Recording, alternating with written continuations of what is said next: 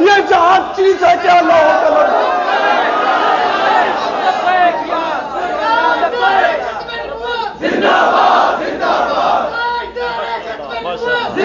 شرط کیا ہے؟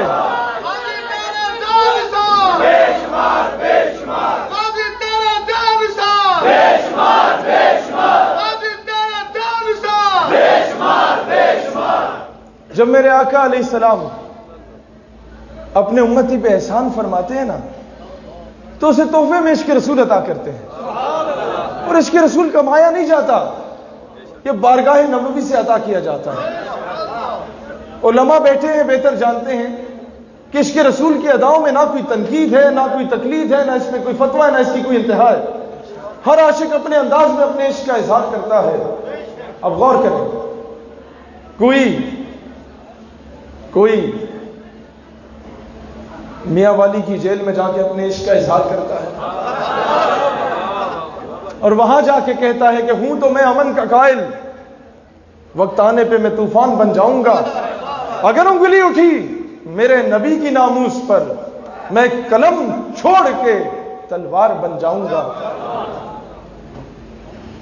کوئی اپنے عشق کا اظہار میاں والی کے جیل میں جا کے کرتا ہے، پھر کئی سال گزرتے ہیں، غالباً 70 سال کے بعد دوبارہ کوئی الٹی سیدھی بات کرنے کی جسارت کرتا ہے تو کوئی اپنے عشق کا اظہار اڈیالے کی جیل میں جا کے کرتا ہے اور کہتا ہے جنون گردش ماحول کا رخ موڑ دیتے ہیں، ہم وہ مسلم ہیں جو ظالم کا پنجہ توڑ دیتے ہیں، میرے نبی کو توہین کی نظر سے لا دیکھو، زمانہ جانتا ہے ہمیں ایسی آنکھیں پھوڑ۔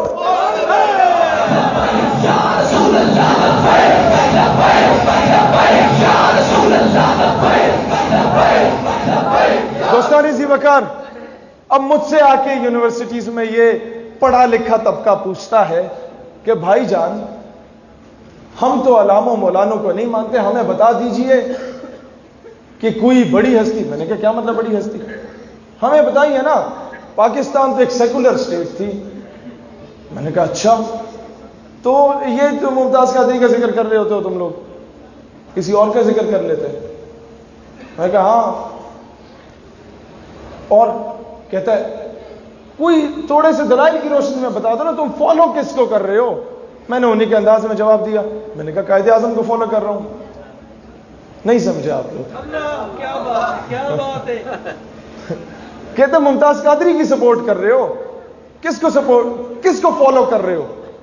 میں نے کہا علم و دین کا کیس کس نے لڑا؟ کہتا ہے یہ چند مولانے اٹھ کے تو ممتاز قادری رہائی تحریک چلا کے پھر رہے تھے، یہ کسے فالو کر رہے ہیں؟ میں نے کہا اقبال کو فالو کر رہے ہیں۔ غازی علم الدین رہائی تحریک کس نے چلائی؟ یہ تاریخی پس منظر میں تھوڑا سا بتانا چاہتا ہوں۔ قائد اعظم کے پاس نا سارے بر صغیر سے چندہ اکٹھا کر کے لے آئے لوگ کہ علم الدین کا کیس لڑیں، آپ بڑے بینک کے وکیل ہیں۔ آپ نے کہا میں پیسے نہیں لینا چاہتا، اقبال سے پوچھ لو۔ اقبال کے پاس گئے، انہوں نے کہا میں علم الدین اور رسول اللہ کے درمیان حائل نہیں ہونا چاہتا، یہ عشق کا معاملہ ہے، میں عشق میں نہیں آنا چاہتا، بیچ میں نہیں آنا چاہتا۔ یہ تو بعد کی باتیں ہیں، بعد میں ہوا کیا کہ قائد کے پاس آئے، قائد اعظم کو کہا کہ آپ کیس لڑیں۔ قائد اعظم نے کہا میں کیس لڑتا ہوں، البتہ چندہ میں نہیں لوں گا، یہ میرے ایمان کا معاملہ ہے۔ یہ ماڈ سکواڈ، یہ ماڈرن، قائد اعظم سے زیادہ پیاری پرسنالٹی اس دور میں کسی ماڈرن آدمی کی نہیں تھی۔ ان سے مہنگے پیارے زبردست خوبصورت اور ماڈرن قسم کے پینٹ کوٹ کوئی نہیں پہنتا تھا، زبردست قسم کی ٹائی کوئی نہیں لگاتا تھا، زبردست لیدر کے جوتے کوئی نہیں پہنتا تھا۔ لیکن یہ سب کچھ ہونے کے باوجود جب معاملہ عشق کا آتا ہے نا تو پھر وہ یہ نہیں دیکھتا کہ میرا تعلق کن لوگوں میں ہے، عشق اپنے فیصلے پر خود کرتا ہے۔ قائد اعظم گئے، کہا علم الدین تم ایک مرتبہ کہہ دو جب میں نے گستاخ کو قتل کیا تو میں ہوش میں نہیں تھا، تو میں تمام ثبوت اور دلائل کی روشنی میں تمہیں رہا کروا سکتا ہوں۔ علم الدین نے کہا مسٹر جناب والا زندگی چے پہلا کم کیتا ہے جڑا ہوش رہ کے کیتا ہے۔ پھر اب یہ تو چھوٹی بات، اب بڑی بات بتاتا ہوں۔ کمرے عدالت میں گئے تو جو جج تھا نا وہ انگریز تھا۔ وہ کہتا ہے علم الدین، تم نے گستاخ کو قتل کر کے قانون ہاتھ میں لیا، تم نے توہین عدالت کی ہے۔